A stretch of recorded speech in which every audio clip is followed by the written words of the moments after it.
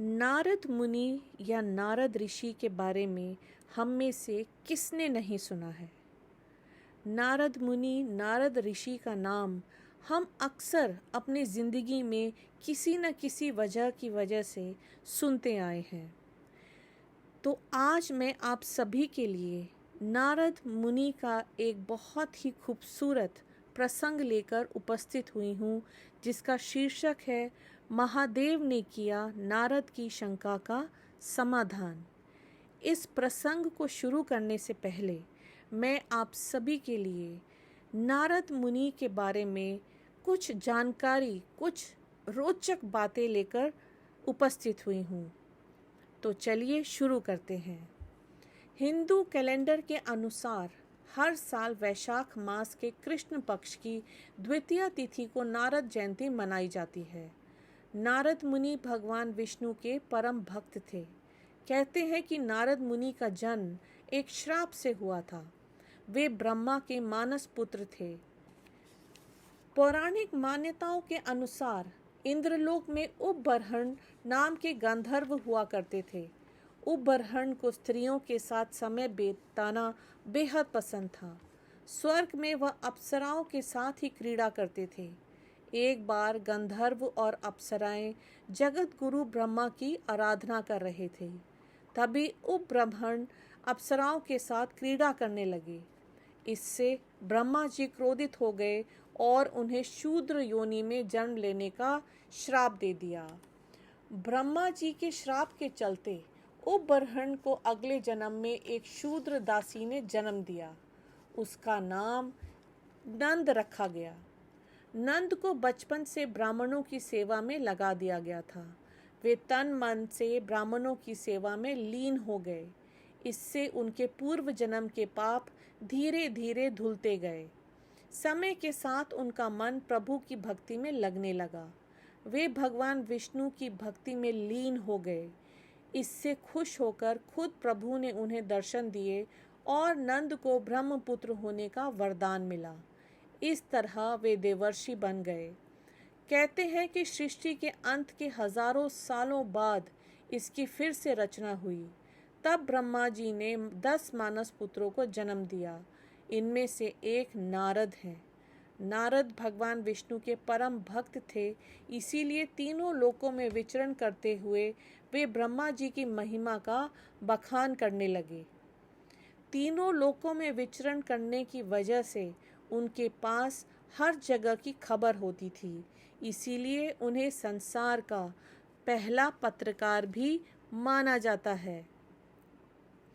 तो चलिए अब शुरू करते हैं नारद मुनि का बेहद खूबसूरत प्रसंग।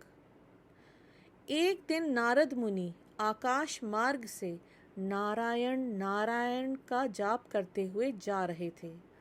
तभी उनके मस्तिष्क में एक अजीब सा प्रश्न आया तथा वे ब्रह्मलोक पहुँचे।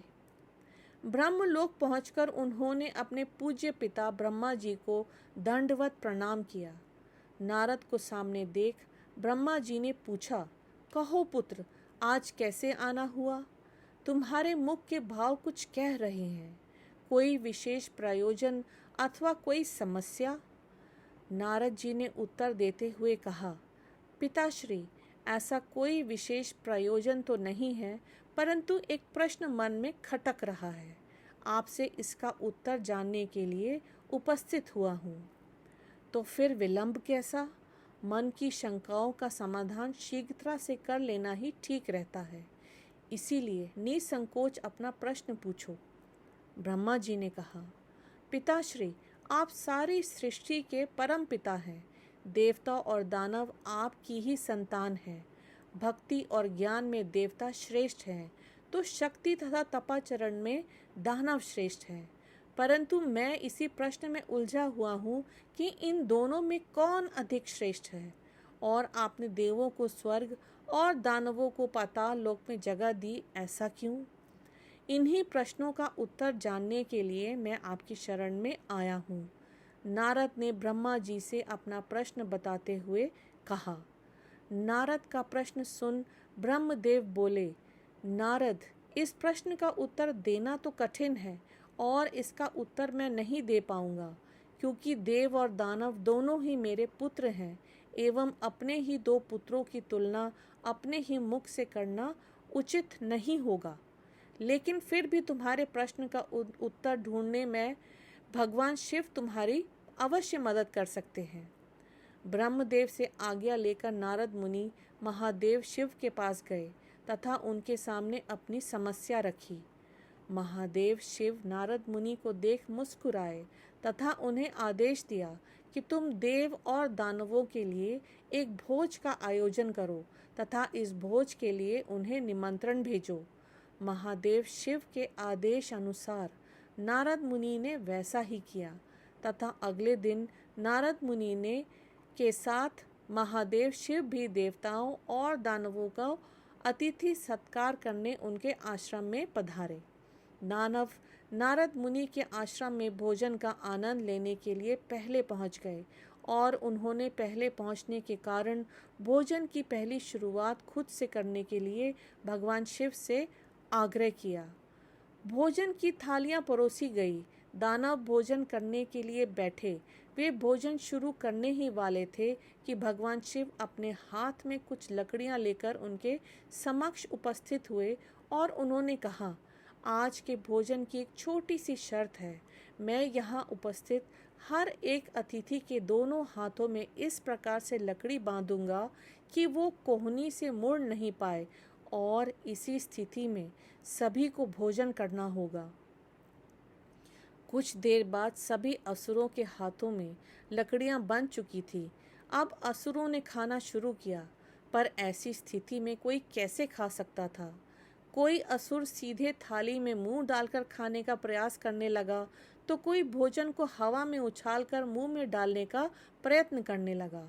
दानवों की ऐसी स्थिति देखकर नारद जी अपनी हंसी नहीं रोक पाए। अपने सारे प्रयास विफल होते देख दानव बिना खाए ही उठ गए और क्रोधित होते हुए बोले, हमारी यही दशा ही करनी थी तो हमें भोजन पर बुलाया ही क्यों। कुछ देर पश्चात देव भी वहां पहुंचने वाले हैं। ऐसी ही लकड़ियां आप उनके हाथों में भी बांधिएगा ताकि हम भी उनकी दुर्दशा का आनंद ले सकें।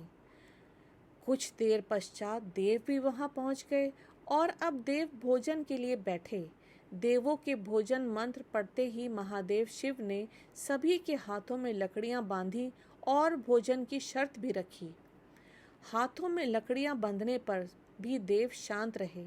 वे समझ चुके थे कि खुद अपने हाथ से भोजन करना संभव नहीं है, अतः वे थोड़ा आगे खिसक गए और थाली से अन्न उठा सामने वाले को खिलाकर भोजन आरंभ किया। बड़े ही स्नेह के साथ वे एक दूसरे को खिला रहे थे और भोजन का आनंद ले रहे थे। उन्होंने भोजन का भरपूर स्वाद लिया, साथ ही दूसरों के प्रति अपना स्नेह और सम्मान जाहिर किया। यह कल्पना हमें क्यों नहीं सूझी। इसी विचार के साथ दानव बहुत दुखी होने लगे। नारद जी यह देखकर मुस्कुरा रहे थे। नारद जी ने भगवान शिव से कहा, हे देवों के देव, आपकी लीला अगाध है। युक्ति, शक्ति और सामर्थ्य का उपयोग स्वार्थ हेतु करने की अपेक्षा परमार्थ के लिए करने वाले का जीवन ही श्रेष्ठ होता है। दूसरों की भलाई में ही अपनी भलाई है, यह आपने सप्रमाण दिखा दिया और मुझे अपने सारे प्रश्नों का उत्तर भी मिल गया। तो ये है हमारा आज का प्रसंग। तो कहिए कैसा लगा आप सभी को। अगर आपको हमारा ये प्रसंग पसंद आया तो इसको प्लीज़ अपने दोस्तों और सभी मित्रों और रिश्तेदारों के साथ शेयर करना बिल्कुल ना भूलें और हमें इसी तरह मोटिवेट करते रहें ताकि हम आपके लिए एक से एक खूबसूरत प्रसंग लेकर उपस्थित होते रहें। हर हर महादेव।